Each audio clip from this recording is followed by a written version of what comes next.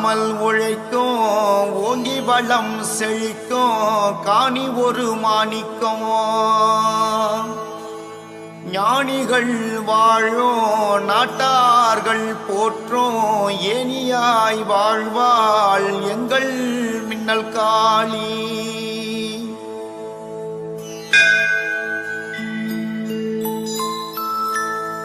தூணிலும் இருப்பாள் துரும்பிலும் இருப்பாள் துயரத்தை துடைப்பாள் கண்கொண்ட தேவி. ஓடும் உதிரத்தில் ஒழுகும் கண்ணீரில் தேடாது ஜாதி அவள்தானே நீதி.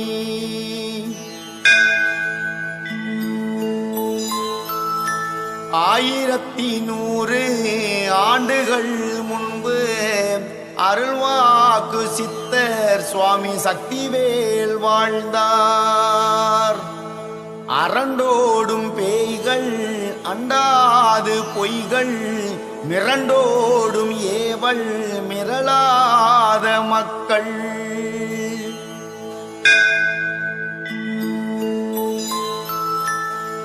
உடைசூழ வந்து புகழாரம் சூட்டி இருளற்ற வெளிச்சம் உருவாக மறைந்தார். நிலவாக இருந்து நிழலாக தொடர்ந்து உலவாது மண்ணில் உறங்காது இருந்தார்.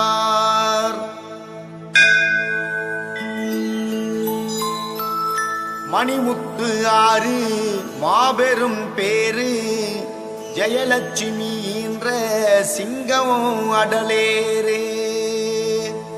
சக்திவேல் பேரு சந்திக்க வேண்டி மருளாக வந்து குடிகொண்ட ஆவி.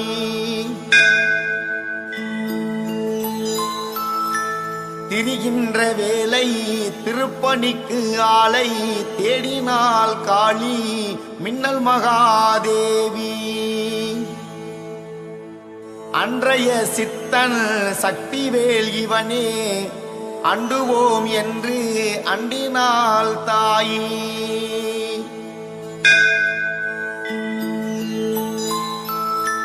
சக்தியாம் சக்தி தவமின்னல் காளி சக்திவேல் நாவில் குடிகொண்டாள் தேவி.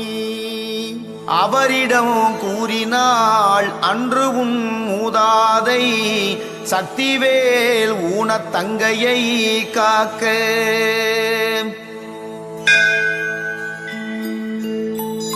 மூலிகை தேடி மலைமலையாய் அலைந்தார். அலைபோல பசுமை அதிகரித்த மலையாம்.